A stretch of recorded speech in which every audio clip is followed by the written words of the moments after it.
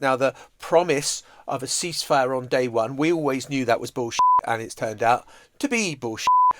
But they've made strenuous efforts to try to get a peace deal. Is there anyone left in the sort of Western coalition who thinks Trump is serious about wanting to find a real peace deal for Ukraine and Russia? Putin is playing for time because he knows those arms are running out. And he thinks it's all going to plan. But Putin does exactly what Putin wants. And if he's not calling it a mistake, then he's basically got to admit that Putin's not listening. Have you spoken to President Zelensky, sir, about his offer to purchase more Patriot missile batteries? Oh, I don't know. He's always looking to purchase missiles, you know. He's against... Listen, when you start a war, you got to know that you can win the war, right? You don't start a war against somebody that's 20 times your size and then hope that people give you some missiles.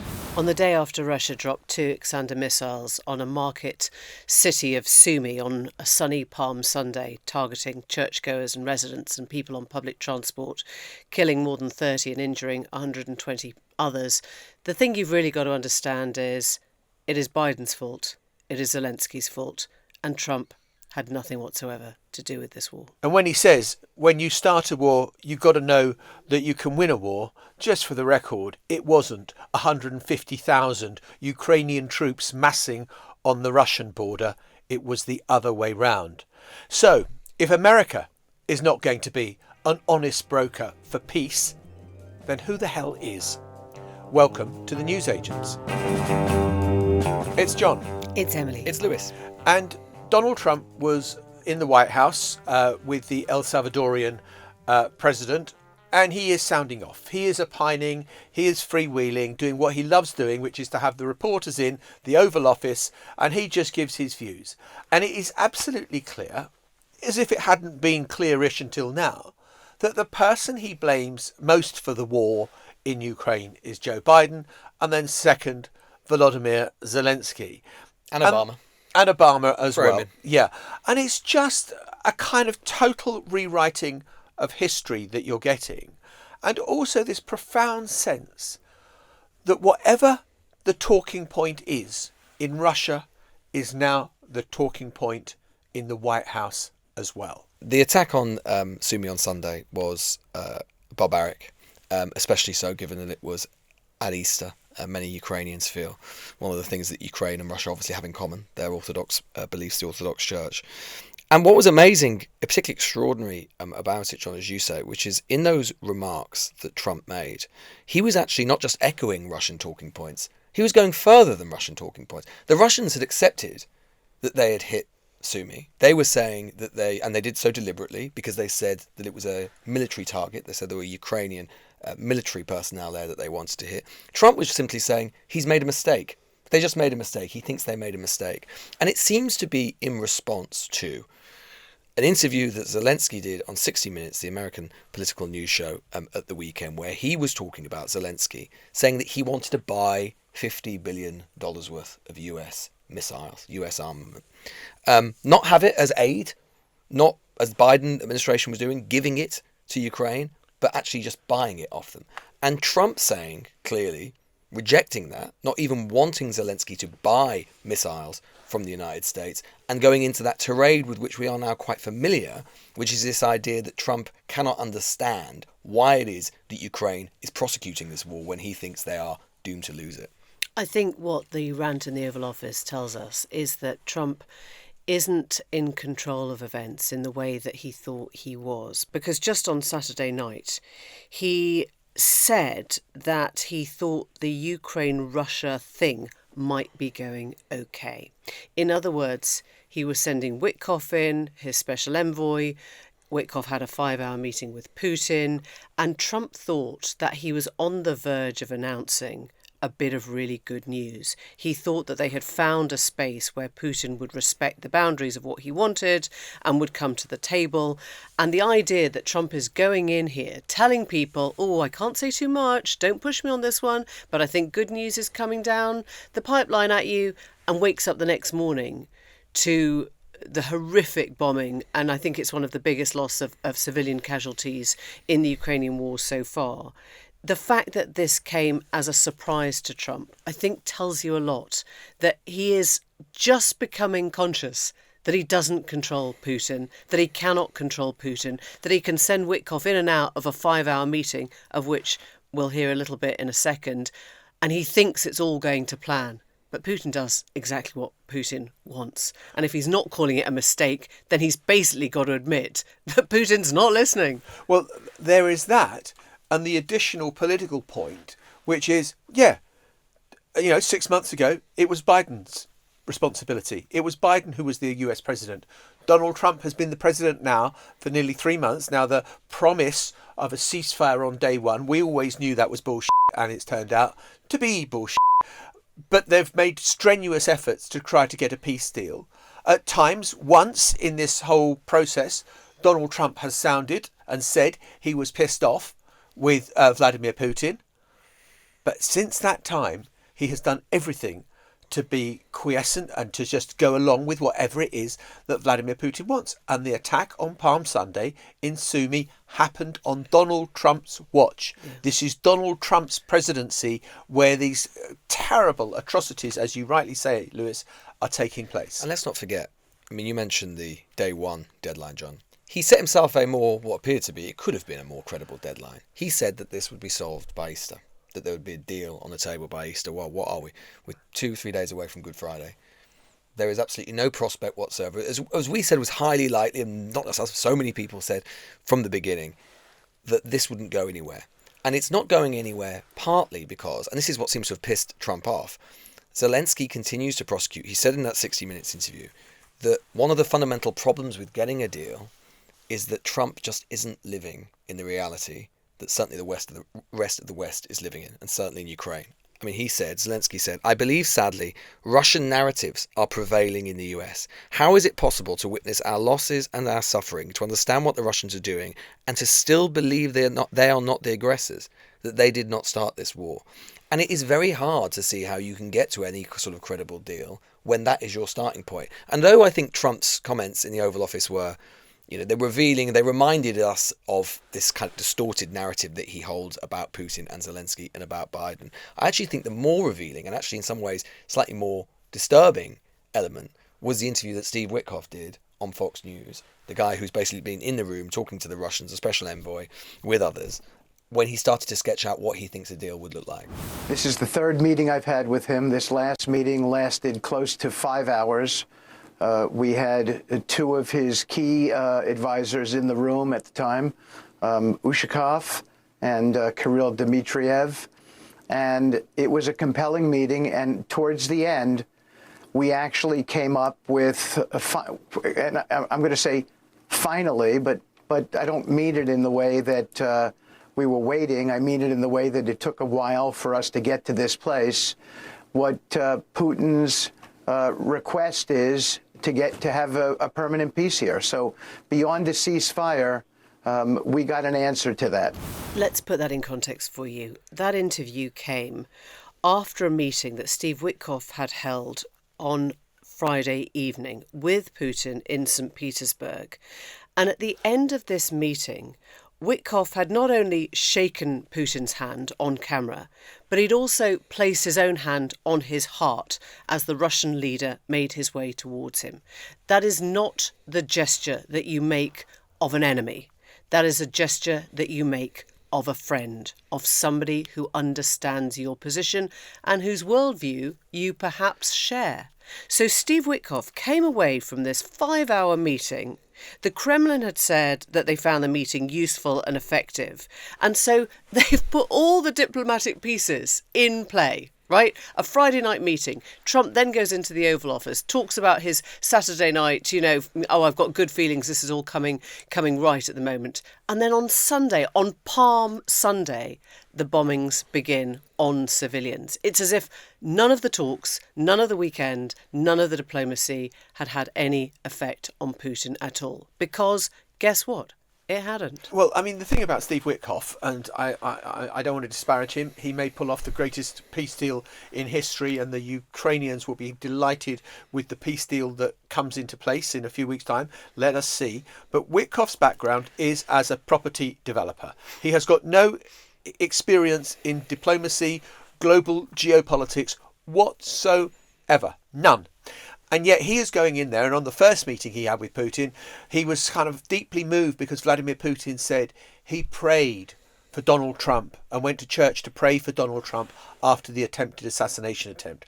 Now, again, it may be absolutely true that Vladimir Putin did go to church and pray for Donald Trump, but it sounds to me that that was a bit of being played by saying things that you know will play well with an American audience. So Witkoff, as the most reliable negotiator and interlocutor on all of this, has to be called into question. And it sounds as though the Americans are being kind of, yeah, we'll buy anything you've got to sell, Vladimir, anything you want, we're going to make it happen. And I also thought there was another part of that interview that was interesting, was the extent to which they then start talking about something which Witkoff does know about, which is business and the prospect for America and Russia to be great business colleagues in future. This peace deal is about these so-called 5 territories, but there's so much more to it. There's security protocols. There's no NATO, Article 5. I mean, it's just, a lot of detail attached to it. It's a complicated situation rooted in, some real problematic things happening between the two countries. And I think we might be on the verge of something that would be very, very important for the world at large. On top of that, I believe there's a possibility to reshape the Russian-United States relationship through some very compelling commercial opportunities that I think give real stability to the region too. I think that there's a little, it's almost throwaway in there, but there's a small section that will absolutely really spook or at least confirm the worst fears of a lot of European security partners to the US, where he said there's no NATO Article 5. That's clearly a reference to exactly what Putin has wanted, what this entire, the longue durée of this war has been about, which has been about NATO accession into NATO, which has been about Ukraine's accession into NATO and its ability to determine its own future. You can easily see a way in which the deal that comes back is basically a shopping list of what Putin has wanted all along. And then Trump says, well, take it or leave it. And if Ukraine chooses not to take it because it can't take it, Trump then washes his hands of the entire thing because he says, look, I came up with a deal. They didn't accept the deal. Europe didn't accept the deal. And then I'm sort of done. I'm done with it. And that is a dangerous moment. And we are at a pivotal moment in the war overall, right? Which is that we've been talking about it for a long time. But the US arms, and this is why Zelensky was talking about buying $50 billion worth. The US arms, the last of the US arms provided by the Biden administration, is about to run out. If Trump wanted to, there is still provision within the existing legislation from Congress to draw down more, but clearly Trump doesn't want to. So we are at a pivotal moment. There's actually been a lot of talk, which is kind of nonsense, which is saying Ukraine is sort of losing loads of territory. Actually, particularly over the last month or so, Ukraine have been holding the line. And they've been holding the line well. Russia has barely advanced at all. So this argument on which this is all prosecuted, which is that Biden's strategy was a kind of complete failure, is not true. The problem now, of course, is now Trump has pulled the plug, is where Ukraine gets the armaments next and where the next strategic defence reserve comes from. And actually, it feels as if that conversation is clearly still happening behind the scenes within Europe, but Europe is still nowhere near at the ability to be able to supplement and compensate for those loss of American arms. So this is a crucial moment now. Yeah, the problem is that Ukraine's looking for soldiers, and they put out a call offering, I think, 1 million Havana, to everyone who decided to sign up. Soldiers aged between 18 and 24. Ukraine is desperate for men and women now to fight. Very few so came is Russia, forward. to be fair. Yeah, but right now, as we've seen, the might of America is with Russia, is behind Russia. And I guess the question behind all this now is there anyone left in Europe? Genuinely, is there anyone left in the sort of Western coalition who thinks Trump is serious about wanting to find a real peace deal for Ukraine and Russia? Because the Truth Social post that he put out last night, which we haven't gone into in depth, but it copied pretty much what he said in the Oval Office, was, I just got here. For 4 years during my term, had no problem preventing it from happening, the war. President Putin, everyone else respected your president. I had nothing to do with this war. That's my block capitals. I am working diligently to get the death and destruction to stop. Now, I don't think there is anyone left, truly, who thinks that Trump is committed to this peace plan, do they? I mean, genuinely, because he said he was going to do it on day one. He clearly hasn't. The casualty numbers have gone up exponentially in March. They have got worse since Trump was in power for Ukrainians. And so I don't think you can realistically look at the state of things now and say Putin's committed to peace in any shape or form, Trump's committed to peace in any shape or form, or Zelensky is going to go to make this happen? Is that what has to happen next? He has to go? One, I think you doing block capitals, you do that very effectively. Thank you very that much. was very well very loud done, and shouty, very loud and shouty. shouty. That was good. The second thing is that we should just point out quietly that the one country that has accepted the ceasefire proposal that America originally put forward is Ukraine. Yeah, Ukraine has gone along with everything to try and buy peace and goodwill from the United States. Fat lot of good it has done them, because I think Donald Trump and Vladimir Putin are committed to a peace. They're committed to a peace entirely on Russia's terms, that Russia keeps the land it has got. It prevents Ukraine ever acceding to NATO or the European Union. Ideally, it wants Article 5 scrapped, as Lewis was saying. I think that, Trump wants Ukraine's natural resources. Russia wants Ukraine's land. And Trump and Putin are very happy with that as an arrangement. It's sort of gone off the radar a bit. But people will remember, we talked about it a lot, the minerals deal that was on the table. That was obviously on the table, and it would have been signed that day when Trump and Zelensky blew up in the Oval Office. But actually, since then, the Americans have been going back, asking for even more stringent terms, even more advantageous terms to the US side than they were before. I mean, it's basically extortion at this point, if it wasn't already before. But I think, again, and Trump has sort of said this before, but he said it even more, clearly in the Oval Office. Trump just sees everything through the lens of strength and weakness. He cannot get it into his head. He just can't conceptualize, right, why it is that Zelensky doesn't understand that he's smaller, his country's weaker, and therefore the geopolitical laws of the jungle, as he has lived his whole business life through those laws, that idea of might is right, strength is everything. He cannot understand why Zelensky does not recognize that and basically buckle and accede to it. That's how he sees it. Obviously, any other American president, Biden being the obvious example, see things through a lens much more of history, of self-determination, of the importance of sovereignty, all of these big ideas which have underpinned the Western liberal order for sure. Trump doesn't have any of that. It's just strength. So when he says you shouldn't have started this war when you knew that you couldn't win it, that's how he sees it all, because that's how he's lived his life, that you basically make sure that you start any battle that you're certain you're going to win, and that strength is everything, and you leave your enemy just limping in the road. That's how Putin operates, and that's how Trump in his own private life has operated, and that's how he sees this conflict. I mean, Europe has tried to go along with the Trump plan and has fostered the idea that if you pull this off, Donald, then the Nobel Peace Prize will be yours. I honestly think with every day that passes, the chances of Donald Trump getting a Nobel Peace Prize recede further and further and further into the distance when you look at the situation in Gaza, you look at the situation in Ukraine and Sumy, and, is he making progress, or are things going backwards? They're going backwards. Well, I was going to say, we should say, that was the other big sort of plank of his foreign policy agenda, wasn't it? It was to say, the world is on fire. I, Trump, through strength, I'm going to restore order because Biden is so feeble and sclerotic, he is unable to exert power. Where are we? We're at Easter. We're no closer forward on Ukraine. In fact, we're further away because Putin is playing for time because he knows those arms are running out and he'll be able to prosecute what he wants. And on Gaza, where we saw a hospital being destroyed by the IDF the other day, the place is in flames once again. In a moment, we'll be speaking to the Ukrainian MP, Solomiia Bobrovska. She sits on the Committee on National Security and Defence, and we're going to get a sense from her if she and her country have given up on Trump. Well, joining us now from Ukraine is the Ukrainian MP, Solomiia Bobrovska, also the youngest ever governor of Odessa in her time.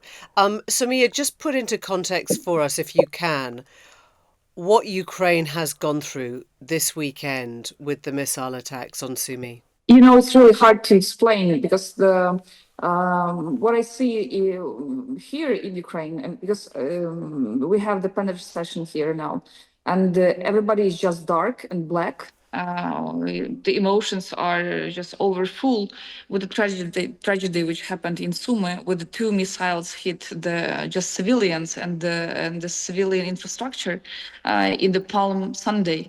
32 were killed, and two among them are children, and like hundreds of people are injured still at hospitals. And to be honest, that's actually one of the terroristic strategy which Russians continue to provide, with the aim that it's better to sit near on the table of negotiations rather than to struggle and to find the solution, how to find the ceasefire, the solution for ceasefire, and how to make a pause in this war.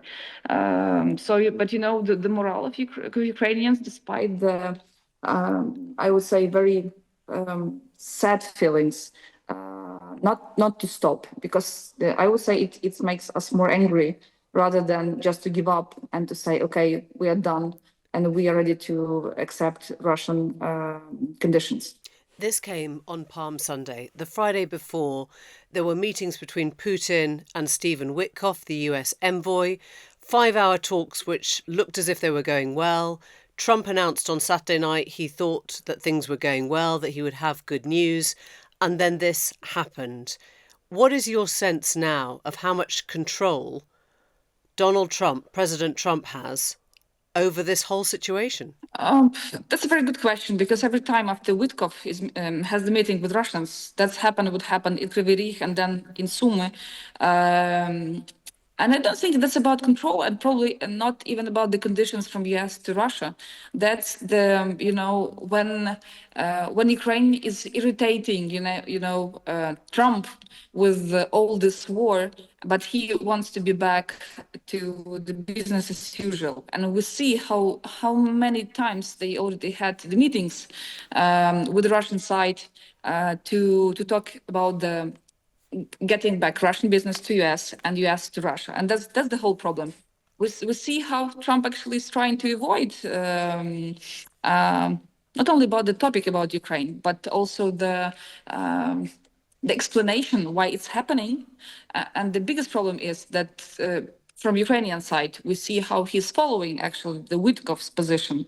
And that's actually the biggest problem so far for Ukraine. So, Solomia, do you believe that Donald Trump is an honest broker to bring peace to your country? I believe that he doesn't have any plan B to bring peace to Ukraine. And that's the problem. And probably we have to rely only on European partners in this battle with the Russians, because I think he will stop, or they will stop the future military aid. Then probably he can stop again or play with the stopping providing the intel information. It's impossible to compare the resources from the Russian side and Ukrainian side. We will stand as much as we can.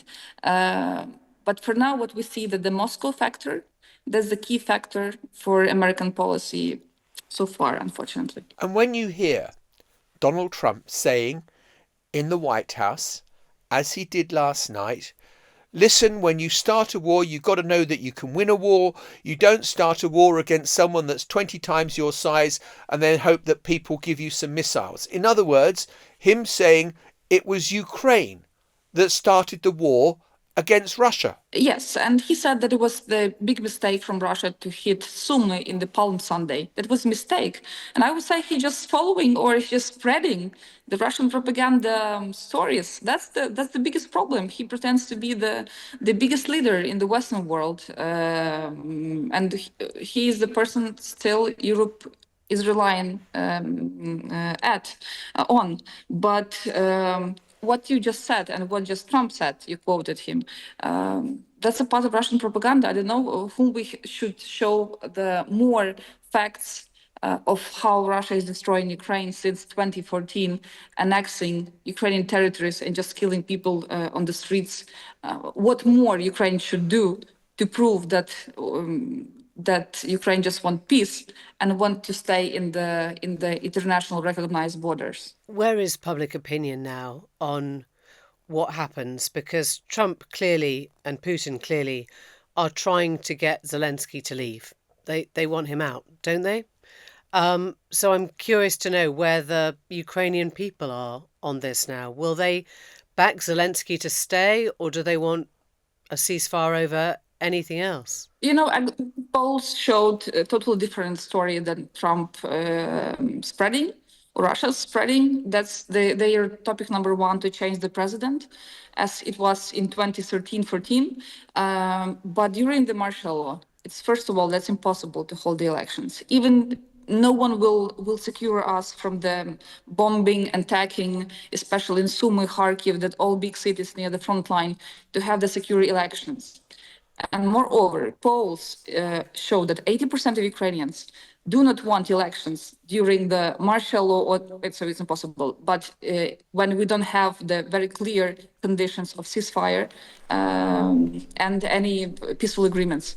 So, that's different picture what we have here and what we have abroad. And let me ask you this. You just mentioned it looks like it would have to be Europe that will help facilitate some kind of peace or security. Do you believe Europe is capable of offering that?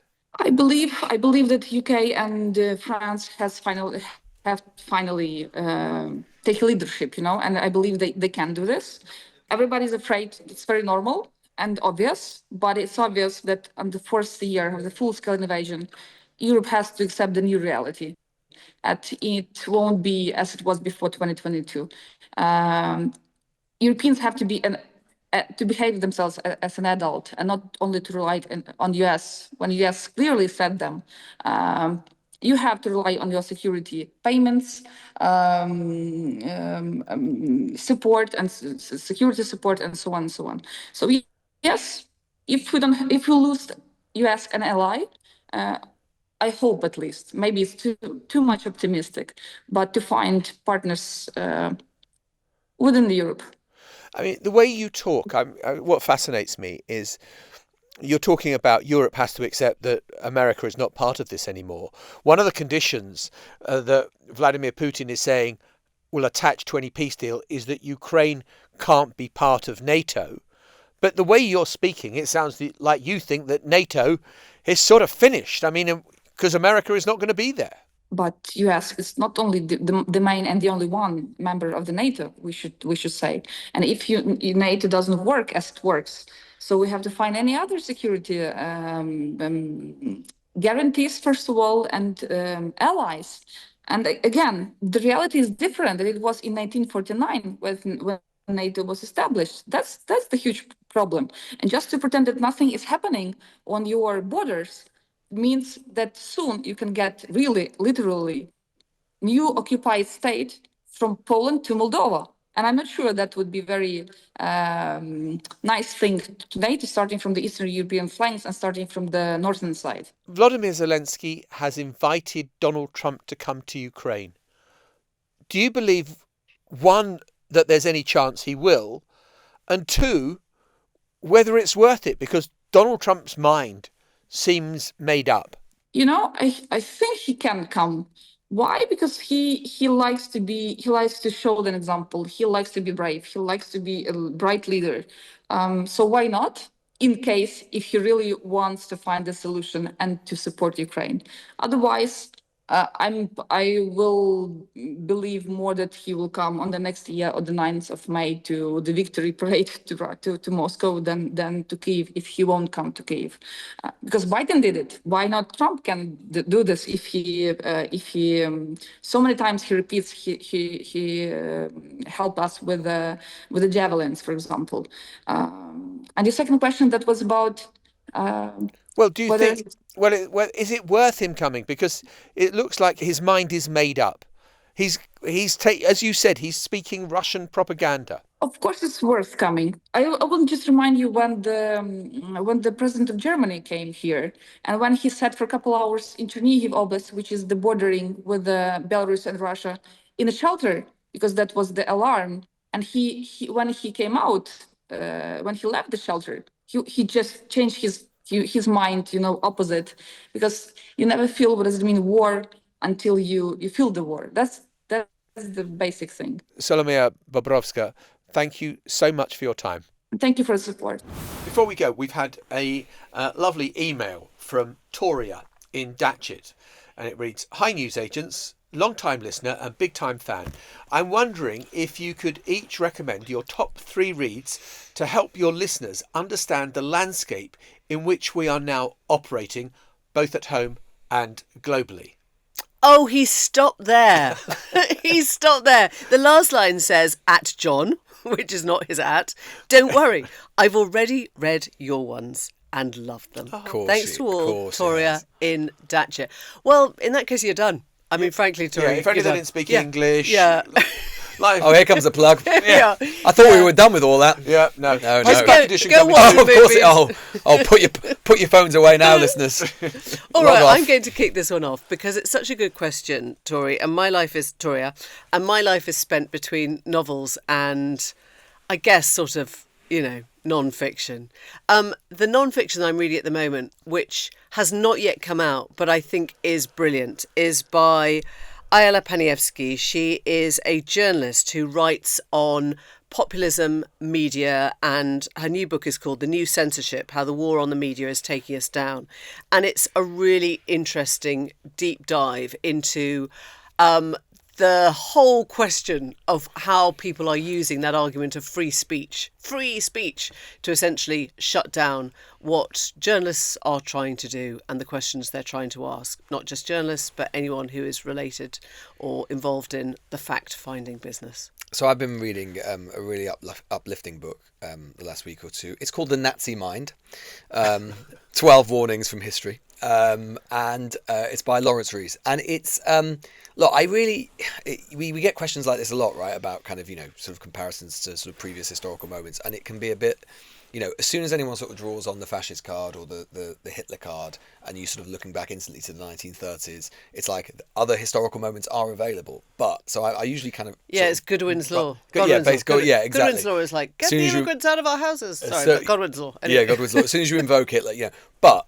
Having said all that, so this is a book which basically tries to explain, and it says at the very start, it's not making a direct connection with anything contemporary, but what it is trying to do is truly understand how it could be that so many millions of people in a previously relatively well-functioning country like Germany could become not just be acquiescent to Nazism and totalitarianism, but active supporters of it, and tries to do so not just through an historical lens, which lots of books have tried to do, but fuse it with contemporary psychological methods. And it is really, really interesting. And although it doesn't draw those exact comparisons, there are lots of moments which you can't help but have a shudder through the spine, particularly when, and it's something maybe we'll talk about this week, but, when you're reading about, and there are sections in the book about the Nazi attack on culture and the Nazi attempt to control culture, to control universities, to control the centre of where intellectual thought happens, there are just little moments which make you really take a breath. And it is just a really, really novel and interesting way and book of telling what can feel like a very familiar story. Because we've all done GCSE history, and as we know, the British school GCSE history, well, you haven't, Jon, obviously. GCSE history curriculum, what did you do? Standard? O-levels? I don't think they had exams. We were just using quills.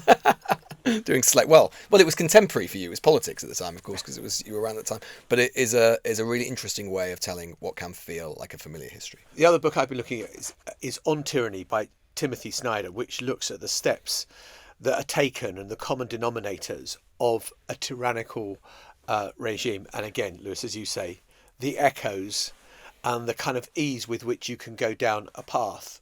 Sorry, did you just say the other book I've been looking at? Is that different to reading? John just goes to Waterstones and look at the pictures. Picture Is it a good cover? I like a nice picture book. Yeah. He'd be so pleased because he's one of the most preeminent academics of our time. In fact, he's just about to leave Yale, I think. Yeah. And go to the Canada. University of Toronto, exactly, as a safe haven, a safe space away from creepy authoritarianism in US universities. I hope we've cheered you up with that. Well, I'm going to give you one more, which is go a on. novel, which is just really, really good fun. And our deputy editor is laughing now because he recommended it to me and I love it. I love all his recommendations, actually. It's called Wellness by Nathan Hill. Oh, I read that on holiday in Oman. It's so brilliant. good. Yeah, and Nathan it's Hicks. Nathan, exactly. No, Nathan Hill.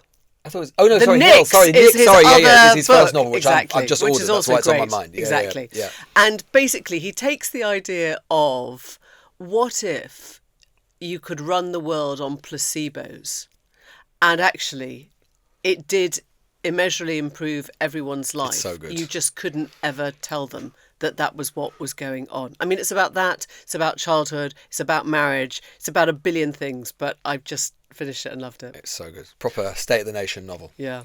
Right. Toria, thank you for that. We will see you. Newsagents back. Book Club. Newsagents Book Club coming soon. You just need to look at the front covers. Bye. Just look at the Bye front for covers. now. Bye. The Newsagents. This is a Global Player original podcast.